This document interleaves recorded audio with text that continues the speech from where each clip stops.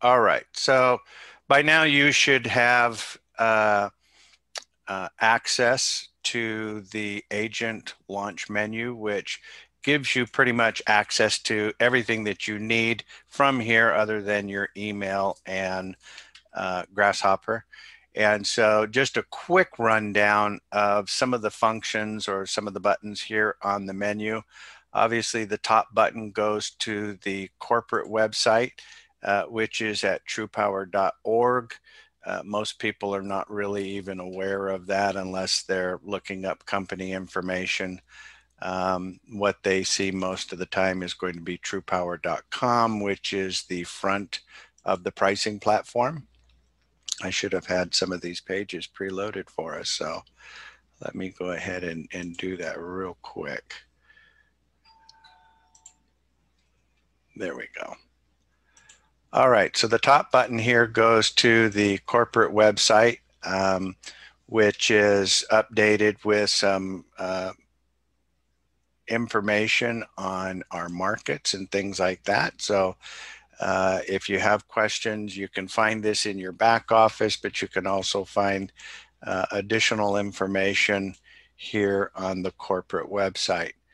On the front of the pricing platform, which is at TruPowur.com, is the customer-facing portion of the website that most people are more aware of. This is where any customer, residential or commercial, for electric and or natural gas can obtain new rates and contracts. They would start by putting in their zip code. Let's see, 7075. There we go.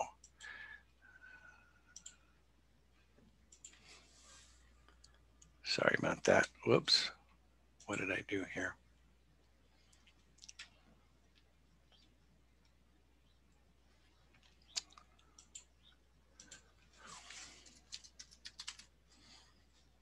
There we go. Helps to put in a zip code that actually exists, right? And so, but for us, we do all of our residential business through the front of the platform.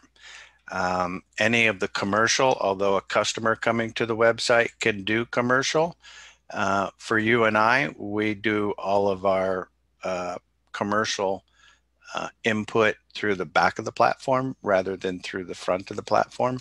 But in all of your signatures, if you look at your signature on your email, you'll see that it says TruPowur.com, but if you actually looked at the underlying code, which is inside, you'll actually see that it is coded so that anybody coming to the website using your link is going to automatically add the sales code in there for you. If you're doing a residential deal and you're coming through the front of the platform, make sure that you've applied that sales code, which is your extension, your login, username. Put that sales code in there so that anything that you do for residential does go through and end up in your back office and you get credit for it. So it's in your pipeline. And so the next button here is going to be for submitting a utility audit, which we're going to get into here in a little bit.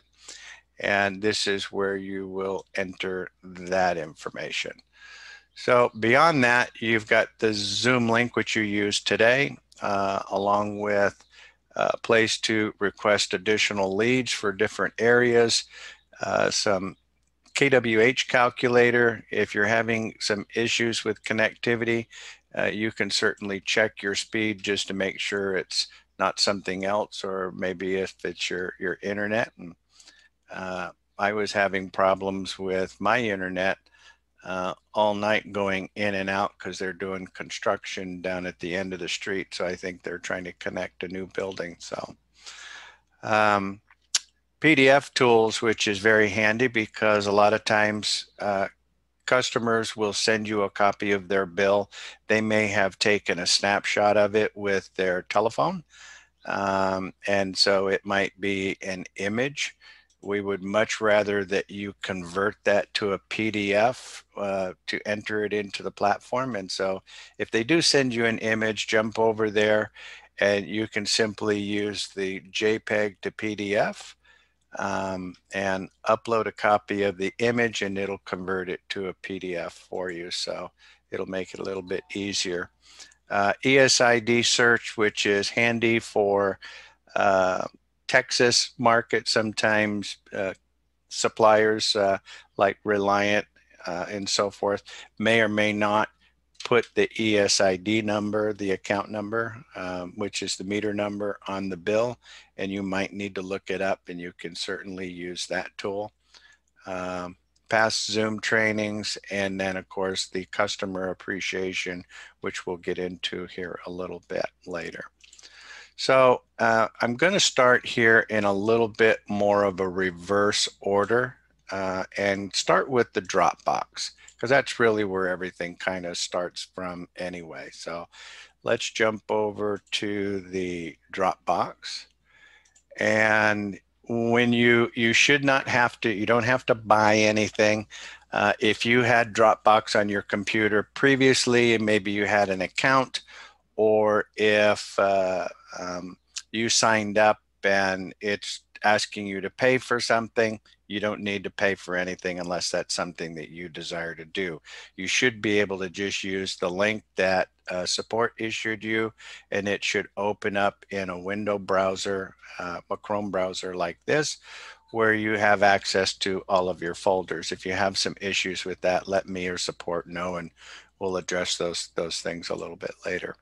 But in here, you have a couple of folders along with a welcome packet, just kind of some guidelines of how we do our electricity accounts, and your initial step-by-step instructions to get you started day one, along with the audit folder, gifts folder, which is where you'll find your sign up bonus, where you'll find your leads, some additional sales information, and the solar information. So let's kind of go, since I want to end up with the audit, let's start here with the solar.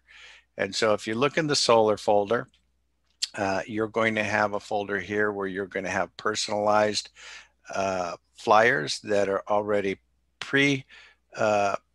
populated with your name, extension, phone number, information is automatically going to be on there, along with some different presentation information. So if you want a PowerPoint to be able to use that to talk to a customer, you certainly can. And then some additional sales information on helping you with your solar issues and helping with customers. So some sample bills, what they look like, along with, service area maps. We're going to be updating some of this stuff. We've got some new states that are going to be coming on. We've been doing really good in the Illinois area as well as in Maryland. And so we've had some pretty good record numbers there as well. And then there's a little 1-minute video that you can use to advertise or use to, if you want to do any social media or anything like that, certainly not required. So that's the extent of the information that you have on the solar. In the sales folder is just going to be extra information that's going to a little bit on overcoming objection, prospecting, learn a little bit more about load factor, energy units, excuse me, your agent tick sheet if you like to print something out when you're making calls, just so you can kind of keep track of it, understanding and learning a little bit more about capacity tag and capacity, and a little more about the energy industry and training. So there's a lot of insightful information there. And then of course your leads. So let's jump over here. And one of the things that people have a hard time with this, I think, is because they're clicking the file and trying to open it up that way. And it's not going to allow you to make any updates to the folder. But if you put your mouse on the line here and go all the way over to where it says open, and there's a little drop down there. If you click on Excel for the web, it should open up that list of customers, and from there you should be able to copy and paste those phone numbers into your Grasshopper, as well as under here in the call notes, you'll notice that these all have drop downs so that you can make some quick updates and just kind of let you know there was no answer, you left a message, audit pending, it's a new customer, not interested, disconnected, whatever the results might be, just so that you can keep track of it. It's not something that we need, but this is really more for you. That is pretty straightforward in how you can open those leads. Any questions on how to open these leads or use that? Or you can use Google Sheets or what have you. Yes. Is the main reason why you're showing the web version for people who don't have Office on their computer? Yes, if you don't have Office on your computer, then obviously this is going to be the easiest route. If you do have Office, then obviously you can just, save the file to your computer, and that's going to make it much easier. So, okay. But you're not required to do it within here. But some people may not have Office. If they're on a Mac, I have Office for both my Mac and my PC. But if you don't, you can certainly use Google Sheets, or you can use it here on the web, or there's some alternative programs that operate much like that are free downloads that you can get off the internet. So there's how you access your leads. And so when you order additional leads for certain areas, you'll get a notification when those are put in your Dropbox as to the file, and when those are uploaded into your system from support. But let's jump over here to the audit. And here you'll notice that you have the brochures, which are covered just about every kind of cost center available that you can use to send to the customer. But you have two files here. One is a PDF and one is a doc, which is an Office doc. And so although you can read this in the PDF format, there's the script or the guideline at the top of the form. It's 2 pages. And on the second page, you have the sample email template. Now, there is a link in here, and although you can copy this information, it will not copy the underlying link that is in there. Now, you can certainly, when I hover over it, you can see what that link is, and you can relink it after you get in there. But I think it's easier to just take and open up the doc form. And this way you can just take and copy the entire email and set that up as a template. And it's pretty simple. So the easiest way to do that is to copy the subject line, Control C, and then go over to your email, click on write, and we're going to put that in there right there. And then I'm going to come back over here and get the rest of this. Control C, and then Control V to paste that in there. And once that's done, you can see that it copied the link in there for me. So that stays true, and everything else stays in line the way you want it. So from here, all you really need to do is go File, Save as a Template. And now we can get rid of that and go back over to our email, and you'll notice in templates, you now have this email that you can send to a customer. Just be mindful that you need to edit here where it says customer's first name and last name, and then put either Mr. Johnson or their first name in here before you send it. Please don't send that with it saying first name and last name and customer first name. They'll think you're an idiot. So this way you can create the template, and you don't have to worry about having to rewrite that thing over and over and over.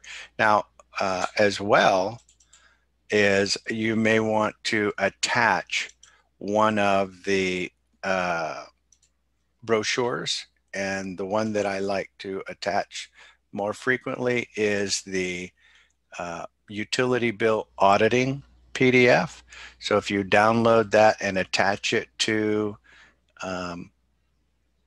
the email template, then it'll automatically be there for you. But you can certainly attach any of these that are applicable to your specific customer. So it's really pretty straightforward. So let's kind of go over some of the utility audit process.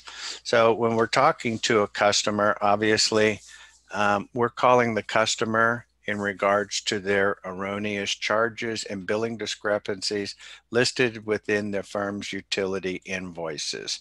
Finding out if that person is responsible for controlling the cost, letting them know that we perform audits to find refunds on billing discrepancies and errors dating back 36 to 48 months.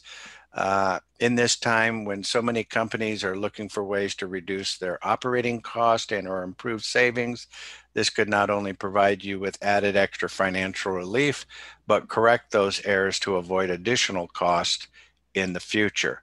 Most people do not know that the onus and responsibility of ensuring that the utility bill is correct is on the customer, not the utility.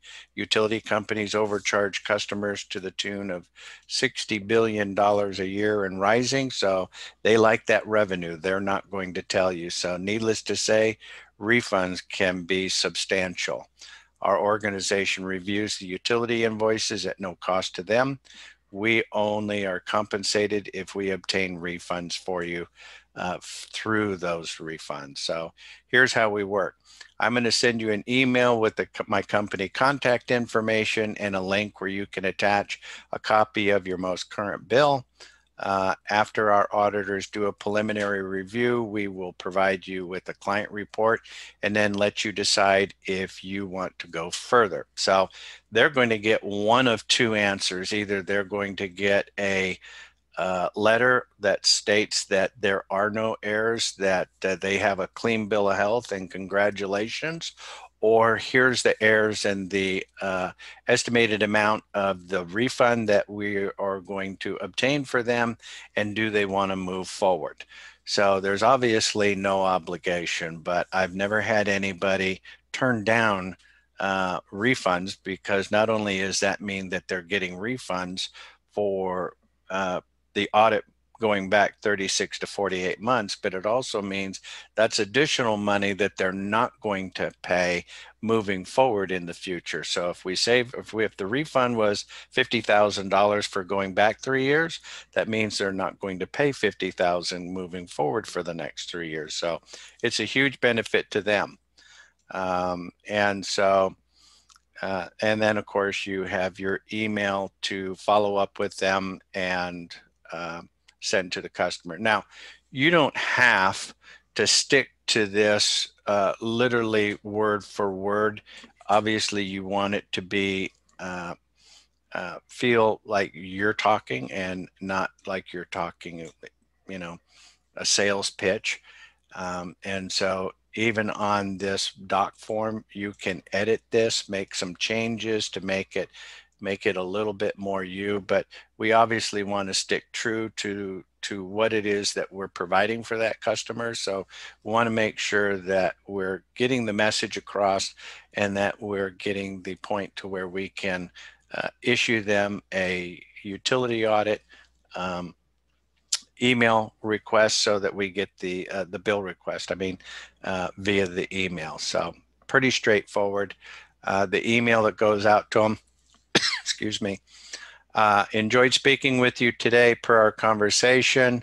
Click here to view a few of our references in areas that we audit. Please reply to this email, attach a copy of your current utility bills. Remember, we go back 36 to 48 months to obtain refunds and erroneous charges you may have been billed, as well as as well. Directly add to your bottom line by uncovering reoccurring monthly charges you do not need to owe.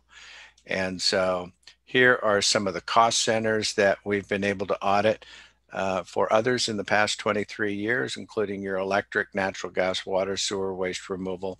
And I would tell you personally, I probably would not put this on my initial.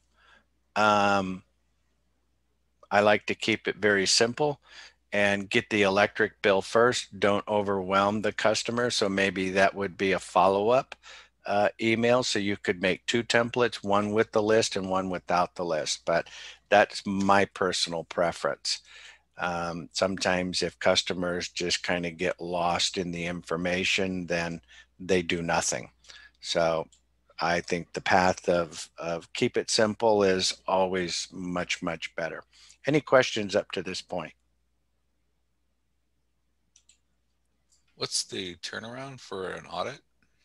The average utility audit is 45 days for a 3 to 4 year audit, depending on the complexity of that company. Some of them can be a little bit quicker. We've had some run a little bit longer, and we've had some actually finish up in 10 days to 15, 20 days. So they're not super fast, but when we get the utility audit, it opens the door for us to go into our back office and implement some things that makes it very unique. And so we're going to be going into that next. Any other questions? No?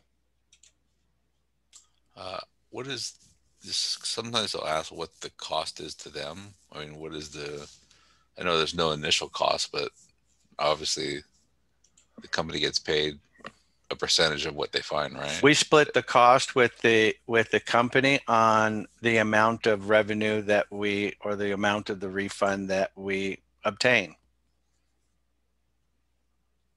So customer says, well, I don't like that. Say, well, okay, well, you can continue to overpay, or we can,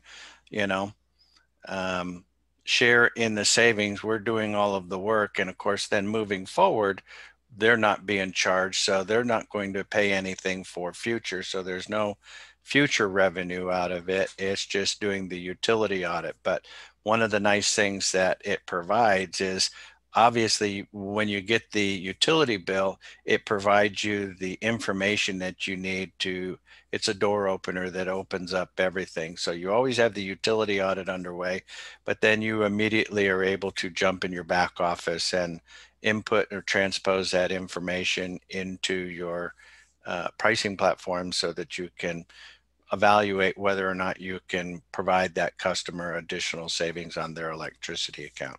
Does that make sense? Yes, thank you. I have one. So obviously, I've been doing utility audits for about a month and a half now. And the one thing I noticed is the first bill people want audited is their electric, which is great. That plays right into what we're doing. You've obviously been at this a while. What is, aside from the electricity bill, what you, like maybe the top bill we're able to get good refunds on? Waste removal. Waste removal is huge. Wow, I would not have expected that. Okay. Cool. Waste removal, like their dumpsters, that kind of thing. Waste removal is a huge one. You wouldn't think it would be, but it is. Because it's something that most people just really don't look at, And so there is a lot of overcharges in waste removal. They make a lot of money in garbage. Wow, I'll keep that in mind. So waste removal, obviously telecom, shipping, freight, uh, workers' comp policy premiums, invoice payment processing, natural gas, water, sewer.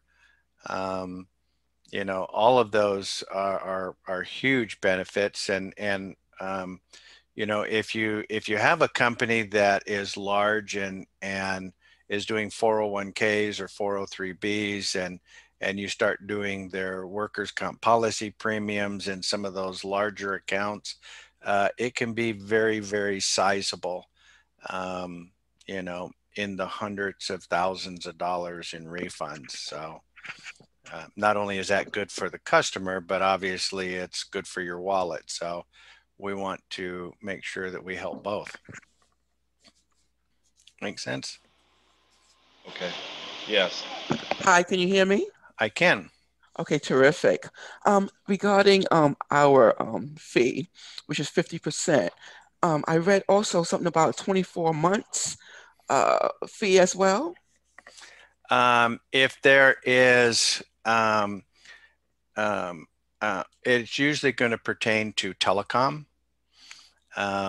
Sometimes if the amount of the erroneous overcharges were for a past bill in the telecom, a lot of times they can't be necessarily recovered from the past because there's been changes to the account, and but we can certainly make those fixes and then get paid on that revenue moving forward for the next 24 months.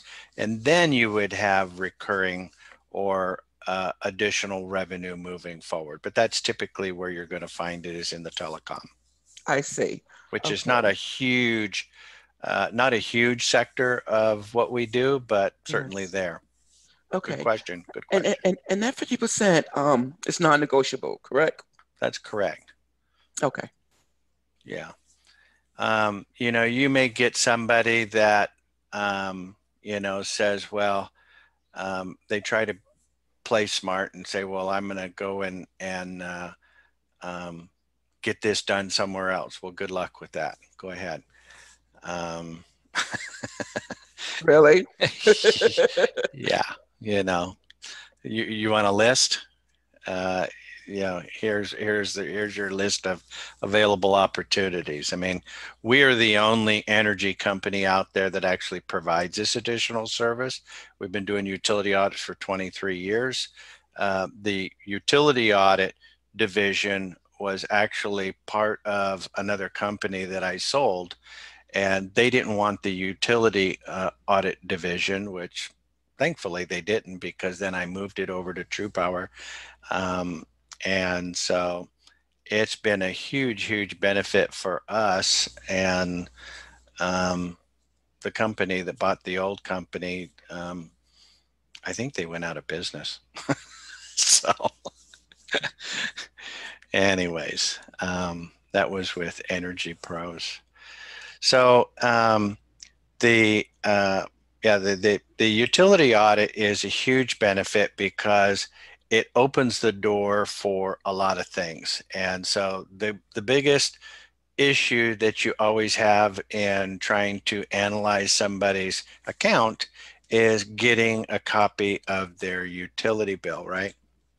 And so this is a much friendlier, softer, easier approach in obtaining that utility bill. And so um, I'm going to mute you just so that there's no background noise. There we go. And so it's a much easier, friendlier, softer, easier approach in obtaining that utility bill. Obviously, you upload it to the auditors. Where do you do that? Well, you go right here, click on Submit for Audit. I guess I've already got that page loaded. And right here, you're going to put in your information, so the auditors know who submitted it.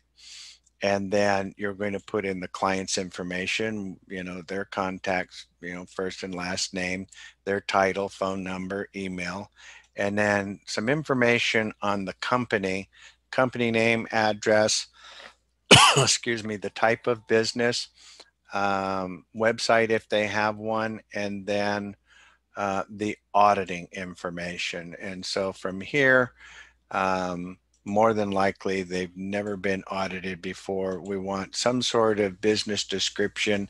Doesn't need to be huge details, but if they do have a website, a lot of times you can just go to the About Us page and copy that and drop that in there. This is a company that builds widgets better than anybody else. We just want to know, is this a company that's a manufacturing company, or is it an office building? What kind of business is it? Any notes that you think are relevant that the auditors might need to know for whatever reason,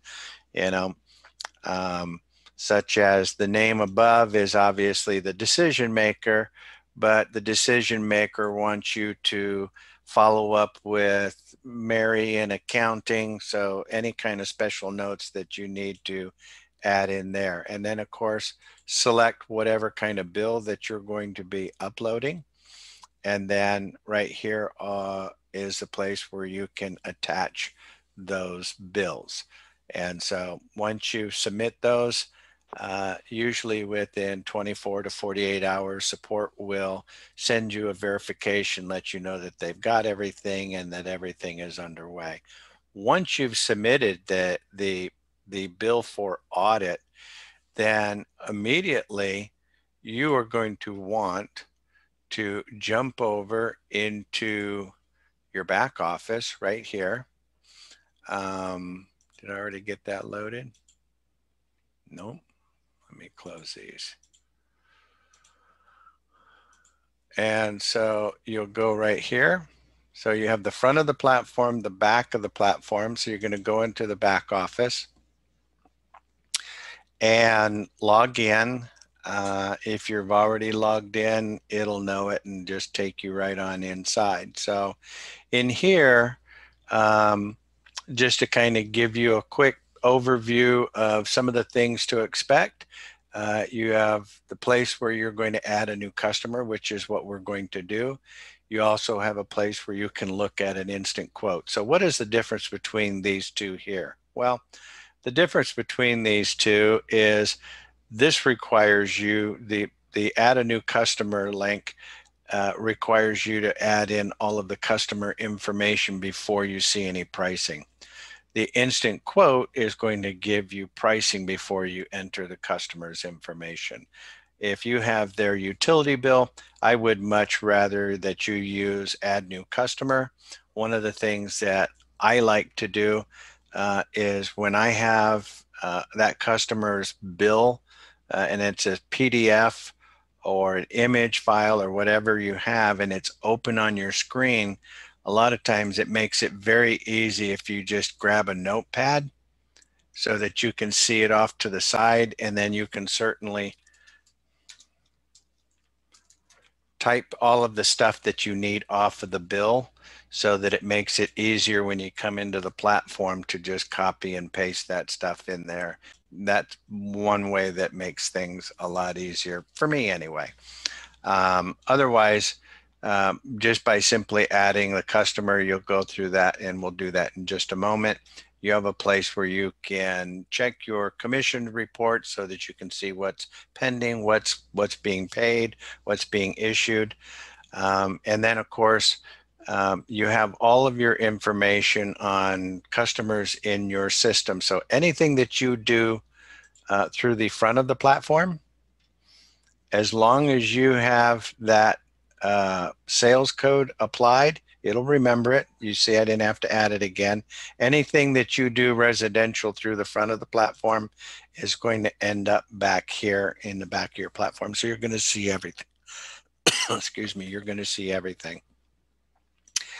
When you enter a residential customer, you'll start with the zip code. You'll click Get Rates.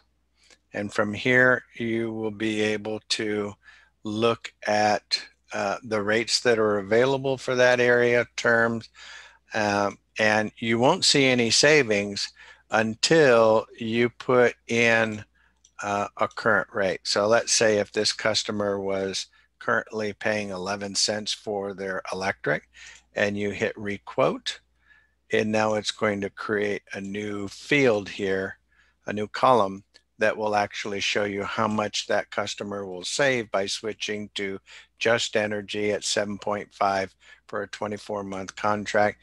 In the front of the platform is always going to show monthly savings. In the back of the platform, on the commercial, it is going to show total savings. And if we were doing residential right now and I was talking to the customer, it would be, pretty straightforward. It's typically a one-call close. Looks like there's some additional savings available for your electric account. Looks like there's about $55 to $60 worth of additional savings. I can guarantee that savings for the next 24 months. Is that something you want? Yes, I do. Well, sign up and you're going to put in all of the customer information, which is pretty simple. The account number, we've got a Chicago zip code in the system, so it's looking for an account number. In different places of the country, this may change from account number to ESID number or customer number, but they're all relative to that meter. So customer's first name, last name, street address, phone number, mobile, and landline. If they don't have a landline, just put the mobile number in both locations. And then, of course, their email. You'll hit next.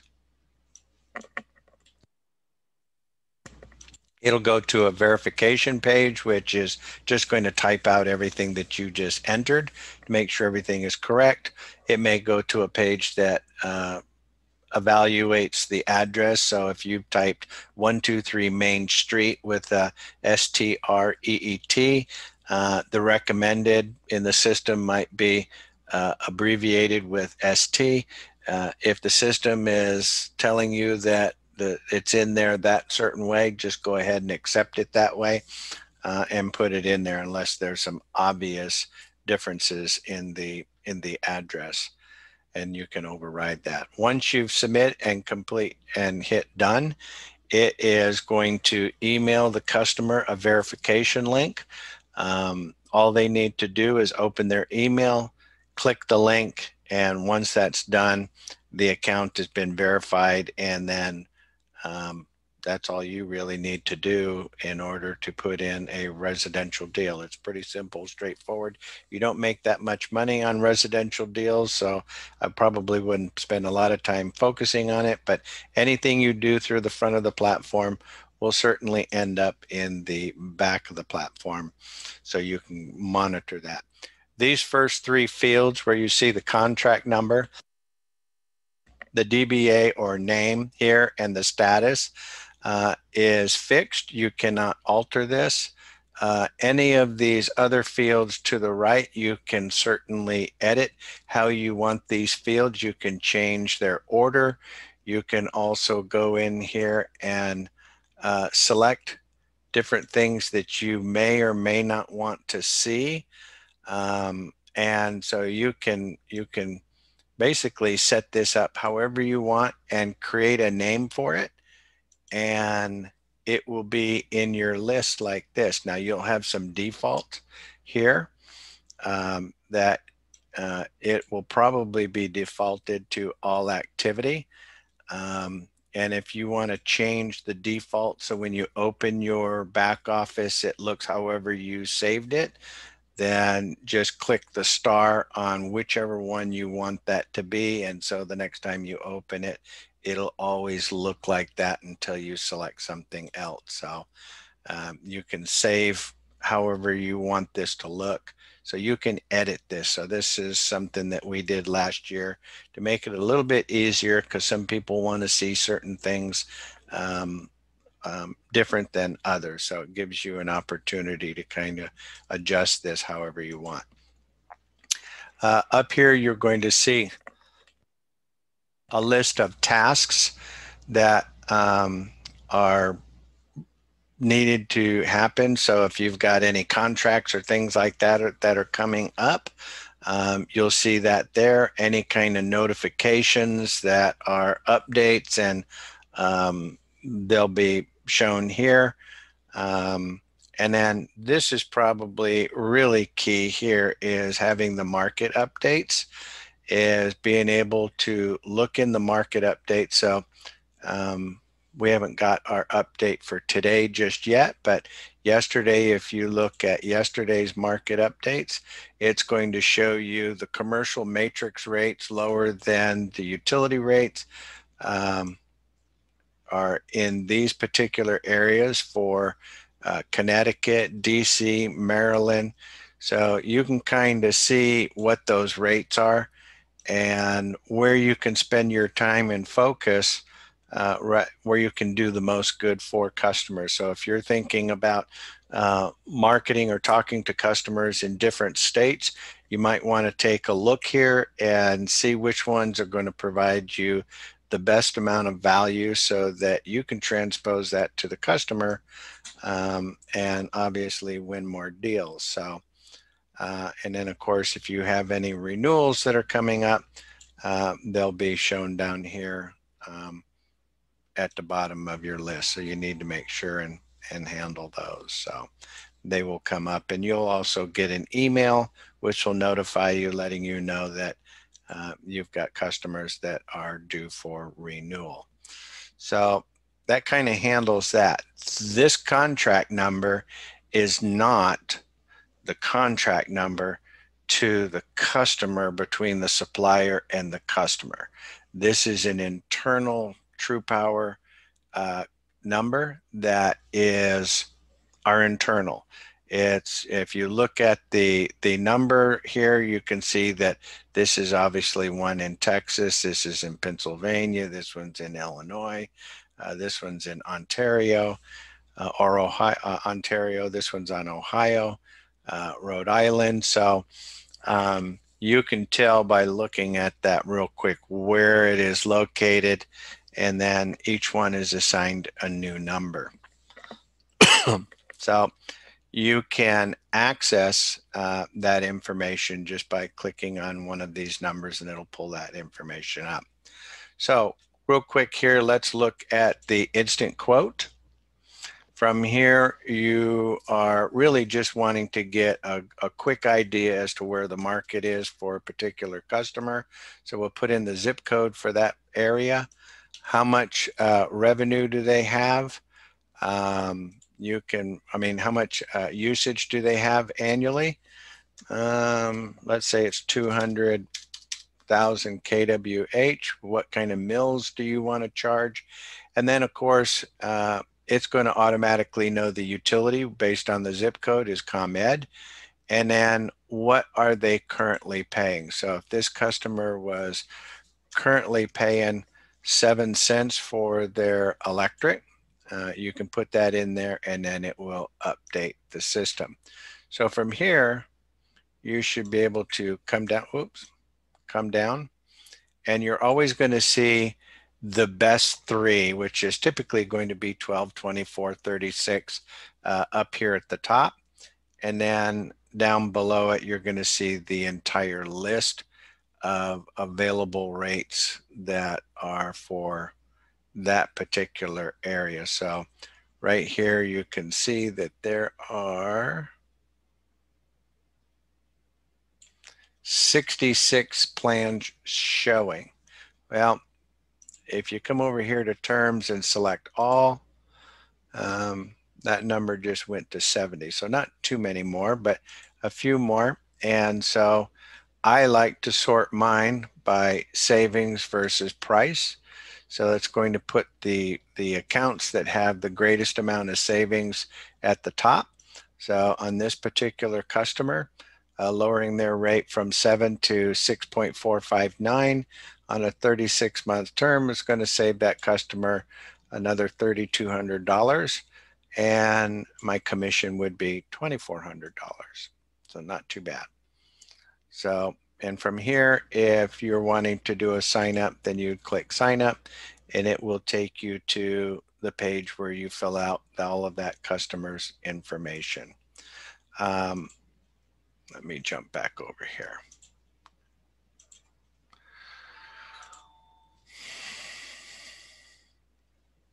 That's using the instant quote. So from here, if you have the utility bill, obviously you can do this. You don't have to be on the phone with the customer. As soon as you get your first bill, if you haven't gotten one yet and you're new, give me a call. I'll be more than happy to walk you through the process, but it's pretty straightforward. You're going to click Add New Customer. You're going to put in their zip code. So let's say 75074. You're going to put in their usage, 878,000 kWh. That is actually Encore. And how much are they currently paying? Whoop. All right. So you're going to be able to submit this and enter the customer information. So from here, you're going to put in the business name.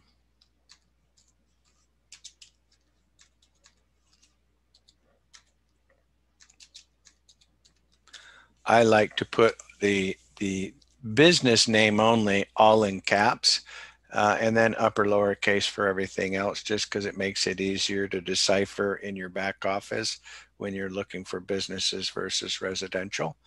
And so you're going to put in obviously the decision maker's name, whoever's going to be signing that contract eventually. So you're going to want to put in their name, their title, the address. If the billing address is a little bit different on the bill, so maybe the bill actually goes to a PO box or an accountant or another location. So you have the service address and then you have the billing address. If they're one and the same, then just put it up here. Along with the phone number, email, contact information. And then down here is where we're going to put in the energy information. So on that particular bill, 123 Main Street, you can see that I have a place to put in the ESID number because it's Texas zip code. It's going to be asking for an ESID number, which is going to be located on the bill. And it will start based on that zip code. It'll start with 1040051.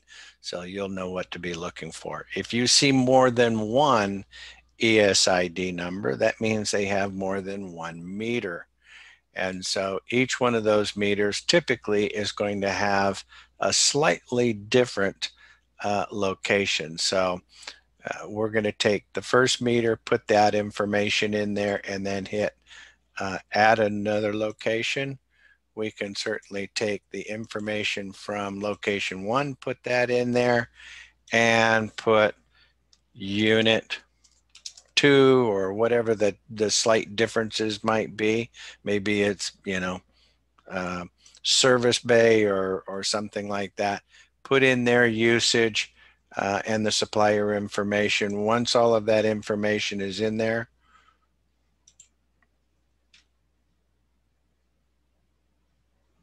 okay. Once the customer's information is in there, go ahead and hit submit. When you hit submit, it's going to go to a verification page, which is just going to make sure all the information is in there correctly. Once it's done, you hit submit and it is going to put everything back into the system. And so when you're finished updating all of that information, it is going to take you to a page that looks like this.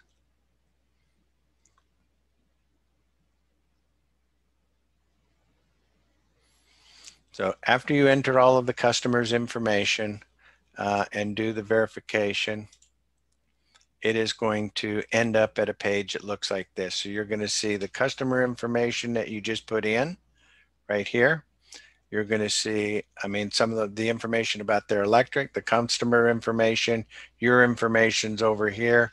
And then of course you have some buttons up here, some links for that. Now, down below, if that customer had more than 1 meter or more than one ESID number on that bill, then obviously you would have entered that all in there previously. So you can see how some of these addresses are slightly different. This one is 5115 North Highway 59. So each one of those meters had a slight difference, but each one of those had a separate ESID number, and their annual usage on each one of those is uniquely different. Sometimes the bill will not show what their annual usage is. So just to start out, take whatever their current month is times 12 as an average, put that number in there. Once this has been entered into the system will start actually auditing the usage and calculating that and bringing that information forward. And you'll be able to find that information right here under account usage data. So when you click that, you'll be able to find that information out. So this is something new that we added to the platform so that it makes your life a whole lot easier. You don't have to transpose that information in there anymore by hand. It will automatically update that information for you. So no worries there. So you can see that this customer has their own or has several meters on their account, and so hence they're all listed here and totaled up. Equals that this customer uses 878,000 kWh annually, which is a decent little account. And from here, anything that is done with this customer, it will end up over here where it says notes, tasks, and attachments. So if you send something out and they sign it and send it back, you'll find it where it will come back and actually attach itself here. So you're looking at some of the old system where we used to actually have to send it off to get from the utility in order to get all of that usage, but now it's all done. So here's copies of the bills. And so anything that you're looking for, you'll find in the back here. So makes it pretty easy. From here, you have two choices. You can look at today's rates or do a reverse auction, which is request price. So today's rates is really going to afford you the ability to look at rates right now. So these are going to be live. It is going to transpose the information from that customer. I don't know why it does that. It's going to transpose that information into the system over to the platform. You're going to see that it shows the effective expiration date, the zip code, how much their annual usage is automatically updated.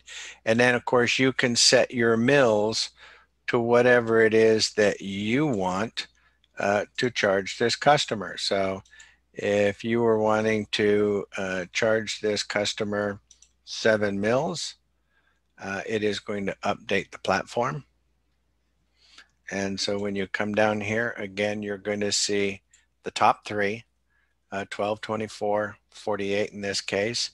Down below, you're going to see a list of accounts that are available. We're showing 63 total plans available. Let's go ahead and select all. And so now there's 119 total plans found. Now, obviously, we don't need a 1-month contract. But if this was a situation where the customer account is already expired or it's expiring tomorrow, the rates right now are absolutely horrible, but we know by looking at the analytics that the rates are going to be much more favorable next month, then just to save them a little bit of money, I might go ahead and get them a 1-month contract just to get them to next month so that I can go ahead and set them up. But in most cases, I don't think you're going to have to worry about that. So this is selected on price right here. The sorting is done by price. And so the best rate for 48 months is going to be 4.4541, saving this customer $86,400. And my commission is a little over 19 grand. So that doesn't hurt my feelings any. But what I like to do again is change this to total savings. So now it's going to usually put the contracts that are going to be the longest at the top. And you can see I've got some 48 and some 60s here. These are all going to be in the 87, 86, 85 $1,000 worth of savings. That's very significant. And so you know, we've got a lot of plans there, 119 different plans. Obviously, these ones down at the bottom are not stuff that we're necessarily going to want to really show to the customer. We want to keep these terms long as possible. And so I would probably go with one of these top three. I'd like to do a 60-month contract as much as possible. And so that's probably where I'm going to work. But let me show you some of the links that you have available here. Well, first off,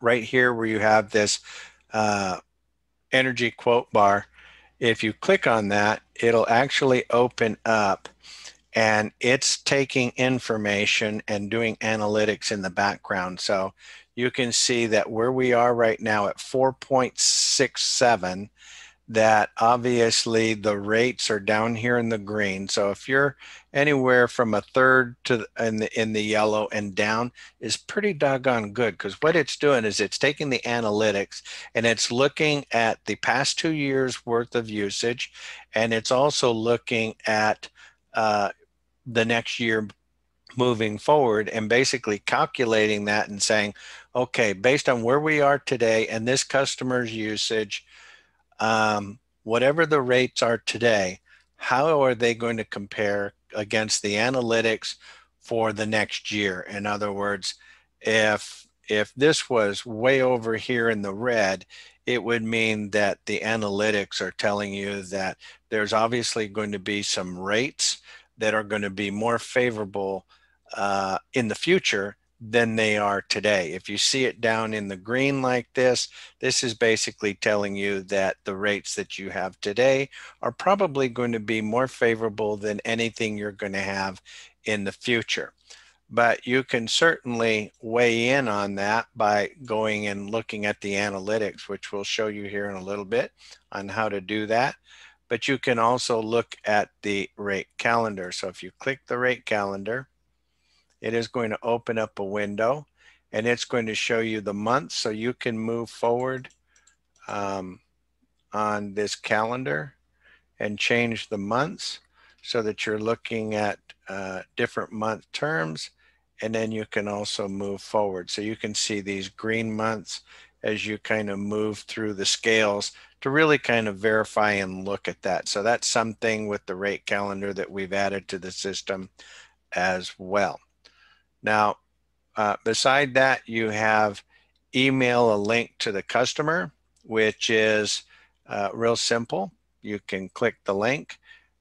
It's going to ask you to set your mills. So whatever you set, that's it. When you send this link, it is going to actually send a link to the customer that is going to show, however you have this set up. When you send that link, however you have this looking is what they're going to see.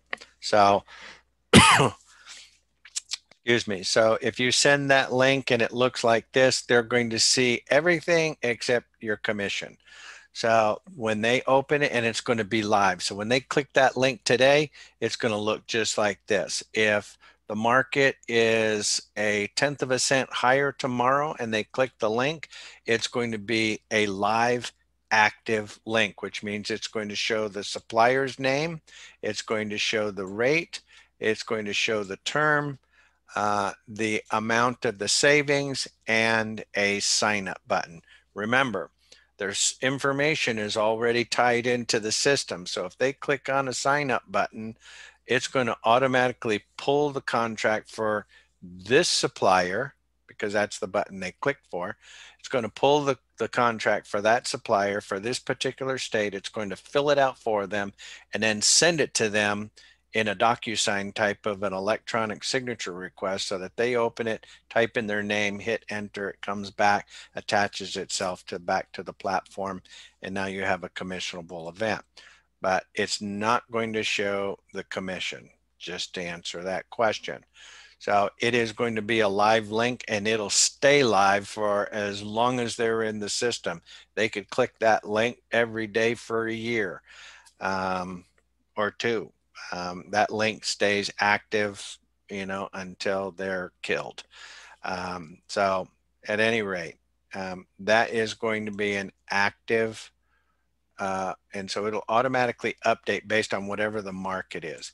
If I want to build urgency with that customer and get them moving forward today, I might want to email the plans to the customer, which means I'm going to just put in a note here, or some sort of call to action note, and then hit send.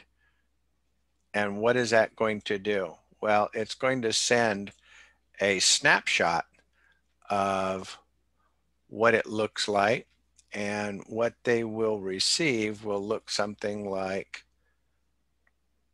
this in their email. So they won't have a sign up button. They will see whatever you set up right now. It won't change. There won't be any way for them to see the changes tomorrow. This is really a call to action, get them moving forward. Look, Bob, I've got 4.51, 4.51, 4.541 on a 48-month term, save you $86,000. You can get them moving forward a little bit quicker by giving them that quick snapshot rather than allowing them time to digest that. The other alternative, and I think which is far better, is to create a proposal. Now, when you put the proposal together, however you have this looking and set up is going to make it easier when you set up that proposal. But it's pretty straightforward. So you're going to click generate proposal. We're going to want a fixed all-in, not an indexed rate. I'm going to unclick some of the shorter term contracts. Let me go ahead and unclick that one. Let me just select 60 and 48 month. Hit next, and you'll see the suppliers that fit that criteria, which is fine. Click next, and then I like to make sure that I always add 3 suppliers on a proposal. And here's why. If you send a client a proposal with 1 supplier, you have a 10% chance of closing that customer without a follow-up phone call. Obviously, your follow-up phone call means a lot, and those numbers go up from there. But when you add 3 suppliers on the proposal, it changes it from 10% to 70% without a follow-up phone call. In both cases, I'm sure you would obviously follow up with a phone call and go over the details. But actually, our numbers have been a lot higher by leading in with the utility audit and then following up with this proposal. So I'm going to go ahead and select the top 3 here. So we can see those are really good. We're going to hit next. I can include a futures chart. So I can put in 1 to 5 years on that chart. And then, like I said before, in the old days, which was not too long ago, you would have to take and calculate up all of the usage for each one of those. So now earlier you saw that this customer had 16 meters.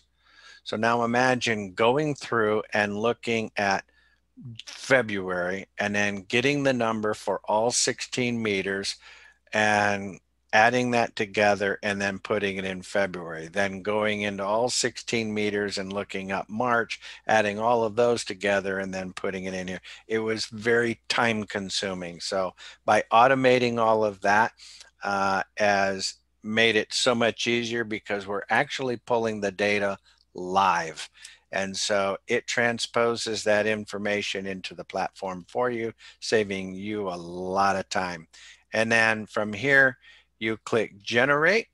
And when you do that, it is going to create a PDF proposal that looks like this. So you've got a custom energy quote. It's going to have your name, the customer's name, their usage down here, what they're currently paying, the subliminal message that prices have come down, and then of course the three excuse me, the three suppliers that we put in or selected in the system. So we've got AP Gas and Electric, we've got Green Mountain, and we've got Hudson. So obviously Green Mountain is the best one. You can see it right up here.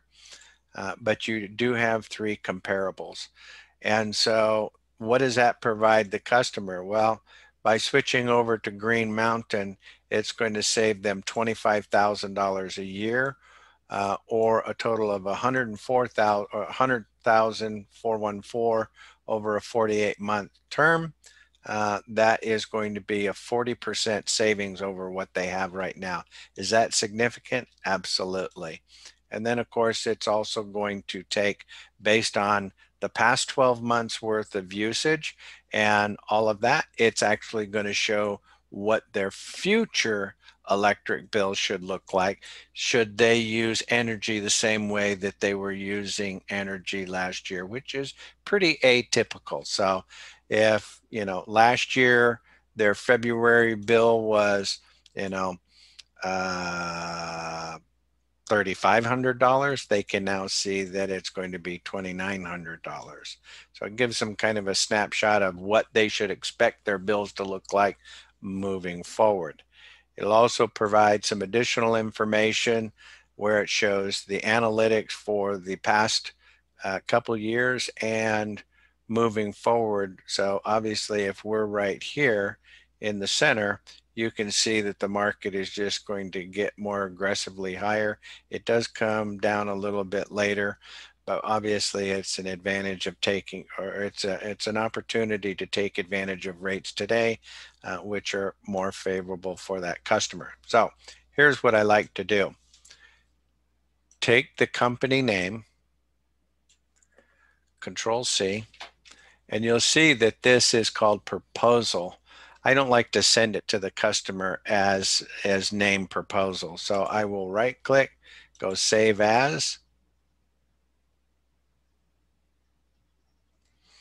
and then hit Control V so that it puts the name of the company. So rather than saving this PDF as proposal, I want to save it as their company name, because when I email it to them, I want them to open it. If it says proposal, then it seems kind of salesy. That's just me. So I want to send it to them with their name on it so they open it up. And when they see that they can save an additional 40%, usually the conversation is, well, how do I get this 40% saving implemented? Well, the how is not so important as much as when do you want it to start? Well, I'd like it to start right now. Well, I agree with you. So you decided we're going to go with the Green Mountain, and all you got to do now is go into your back office here, click sign up. It is going to automatically pull the contract for that supplier for that state, fill it out for you, send it to the customer, let them know that will be receiving a document for an electronic signature request for their approval. Once they get that, just go ahead and type in their name, hit enter. It will send it back to us automatically, and usually in about a week they'll have a confirmation that everything has been put in place and the suppliers have checked everything off and make sure that everything is good to go. So it's a pretty simple, straightforward process. But once I've saved this as a PDF in their name, then obviously I want to, send it to them. You're going to attach it right over here. So you'll attach that, and then I just usually like to just put in a simple note. Take a look at the attachment, give me a call, I'll go over the details. And then once I've sent that, then I want to follow up with that customer and let them know that I received it, because all of this is being done within a few minutes of receipt. So you've uploaded it to the utility auditors, they're underway, and you've jumped in your back office and you created this report. So once you've done that, email it to the customer and then follow them up with a phone call letting them know that you received their utility bill safe and sound. The auditors are already underway. In fact, in the initial investigation, we also uncovered some additional savings in their electric account. I emailed you some information. When you have a chance, take a look at that. I sent it to you in a PDF report. If you take a look at that, give me a call and I'll go over the details. I think it's pretty self-explanatory, straightforward. And so that is going to provide you the wherewithal to implement commissions and structure and building your pipeline so that you can create revenue before the utility audit is complete. Once that customer has signed off on the contract, let's go back over here. You will see that this will change from price request to or pending to signed. And then when the supplier has checked off on it, it'll go from signed to completed. And then you will be able to see that in your commission report. But then once I've finished with that, I usually like to follow back up with that customer and let them know if I haven't done it already. Like I said earlier, I prefer to kind of keep it pretty linear in the sense of not get too much information out to them at one time. So when I've sent that initial email, let them know that they've got their electric bill. Once you get the electric bill, follow back up with another email or a conversation to also let them know that everything is checked out. I do want to let you know that your company also qualifies for additional cost centers that can increase the amount of your refund. Well, what does that mean? Well, do you use natural gas? Yes. Do you use water? No, it's covered by the building. How about waste removal? Do you have dumpsters? Sure. You obviously have telephones in the office or your business. Telecom or wireless? Absolutely. Shipping, freight? Yep. Cost, financing? No, no, no. Tax? No. Merchant processing? Sure. Workers' comp policy premiums? Any of these other cost centers can increase the amount of the refund. Example of a refund, where it was the electric portion of it was right around $50,000. So the bonus obviously was 10 grand, but adding all of the other cost centers increased that to a little over 800,000. So that's huge. That's a huge benefit. And they may or may not want to do some of these. Some of them, sometimes they want to wait till they see what the electric is done. But sometimes you'll find that a customer may not have any errors in the electric account, but has all kinds of issues with waste removal or workers' comp policy premium. So it's not a valuation of our capabilities. It's an evaluation of their stance and their bills and how they're being billed in the past and moving forward. So we want to be clear about that. So any questions up to this point? About the back before the commission aspect, like you showing something, somebody made $24,000 on a contract. It's percentage of that you get, like. You're talking about this right here? Yeah. How does that, is that cut in half for you? You get half and then we get half and then we get a percentage of that over time, or? No, this is the total commission for this particular deal. So this is all for this term. So that would be $24,000 over a 4-year period, right? Or 5-year. This is a 5-year contract. Okay. So this is the total, but how much did we charge? 7 mils. Okay. So if you wanted to do a quick calculation, you could certainly do that by just taking the total KWH, 878,000 times 0.007, which is the mils. That would be $6,146 for the first year.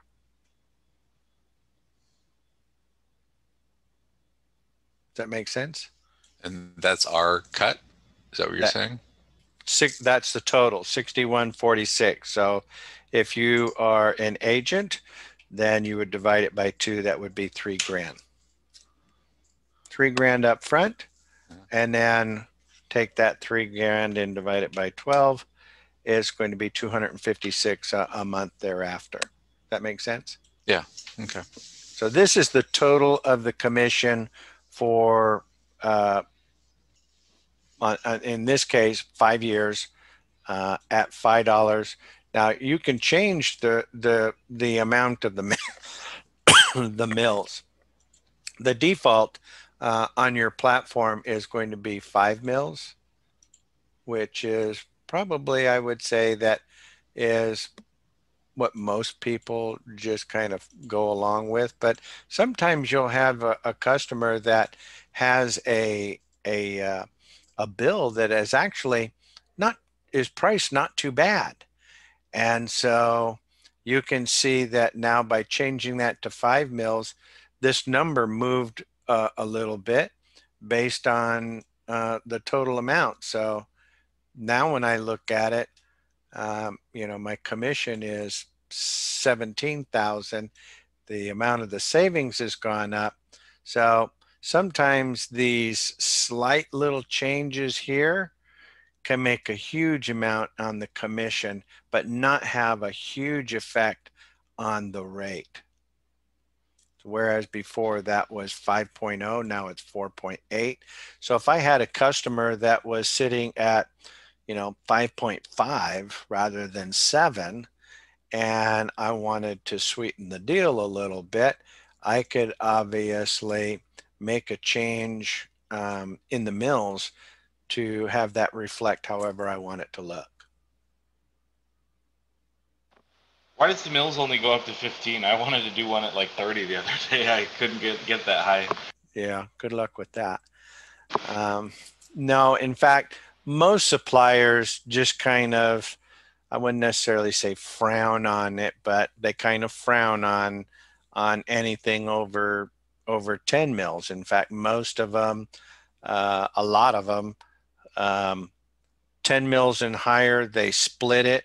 So even if you charged 15 mils, it would be like really being at 12.5 mils and getting 100% of the deal. Does that make sense? So you should be able to find your happy medium on most deals between 3 and 7 mils. But there have been some times where, somebody's paying 18 cents or some crazy number that there's not really too much you could really hurt that person with. They've already been taken to the cleaner. So obviously we want to, in that case, I might put it to, 9 mils and see where I'm at and and leave myself some room for the future, I guess. So. Right. Yeah. This was customer was paying 14 cents, and the energy market was at like 4 cents. So it was crazy how much. That's Yeah. why. So you could have put that to 15 mils and still saved that guy a ton of money. Yeah. Any other questions? Okay.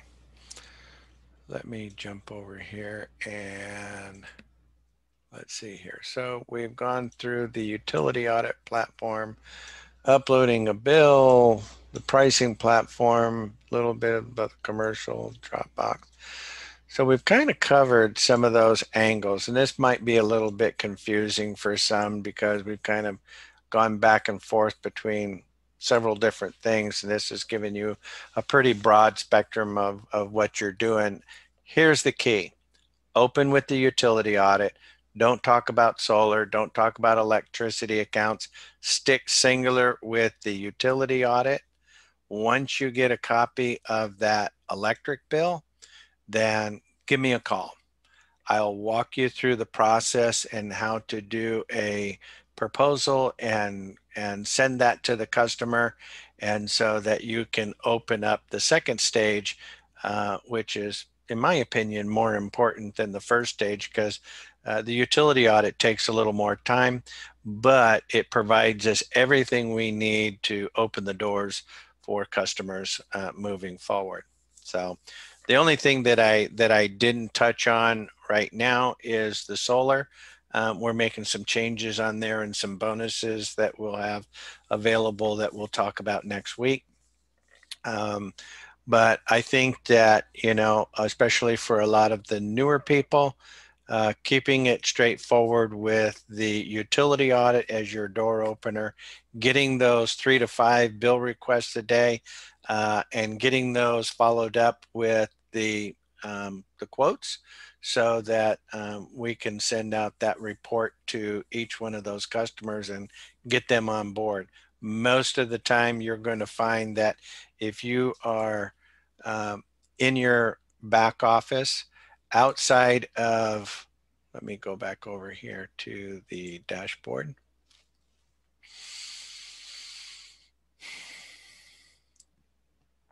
Outside of being able to look at the different markets here and being able to look at the analytics. So this is going to give you a quick look at where you need to spend your time and where you should focus your attentions on what markets and where you can do the most good. If you are wanting to do some analytics, you can certainly do that by going into this menu here and going into Market Data Analytics. And that is going to take you to a place where you can analyze electric or natural gas. You can select the state that you want to analyze, and the utility. Let's say it was in Chicago, that's going to be ComEd. And by default, it's going to look back 2 years and look ahead 1 year. So if we're looking at the usage of 200,000 kWh with a peak demand of, say, 50, and that's all going to be on the electric bill, but that's pretty average. And then get statistics. It is going to provide you with information. Come on. Sometimes Zoom tends to make this thing slow down a little bit when I'm doing that. Right, John? Oh yeah, it's on our end too. Come on. There we go. All right, so we're looking back 2 years and ahead. So you can see that where we are right now, obviously we're at right at 427, so 421 in March, 420 in April. So March and April are going to be a little more favorable. Not much. Obviously, next month is going to increase a little bit. So rates right now and the rates through really all the way up to June are going to be pretty good. And then rates are going to continue to climb and kind of bounce around here and move up through January of next year. So we want to be able to make sure that we're focusing our attention on areas where we can do the most good. Obviously, you can change some of this information. If I want to just look at the next 2 years, I could certainly change that to 23. And let's change this to 20. So we're just looking back a year and hit update. And then so that's going to be able to let you look at what the market, what you should expect the market to look like moving forward for the next 2 years, which is going to help you if you're talking to a customer and you're trying to look at, they have a contract that expires in July. Should we wait till July to renew that contract? Because the customer is like, why are you busting my chops now? My contract expires in July. Call me in July. Okay, well, that's actually when the market's going to be at the highest. I can certainly do that. I don't think I would be doing you any favors, nor would anybody else. The market is what the market is. But where the market is today is going to be far more favorable. We can certainly take advantage of these rates, lock it in. It's not going to start until the old contract ends anyway, except that you're not going to have to worry about renewing your contract at a rate that's going to be much higher than where it is today. So taking advantage of that is a huge benefit. And state to state, different times of the year and season, you're going to look at these different analytics. You can play with that. You can do this for both electric and natural gas, are going to vary from state to state. But a lot of that information is, in the right here on your market updates right here. And you'll also see that your ticker is updated down here at the bottom, this little scrolling ticker that will kind of let you know the best commercial matrix electric rates right now are in Connecticut, the District of Columbia, Massachusetts, Maryland, Maine, so on and so forth. So you've always got that information there as well. So, well, I appreciate you guys. Have a wonderful week and look forward to talking to you again soon.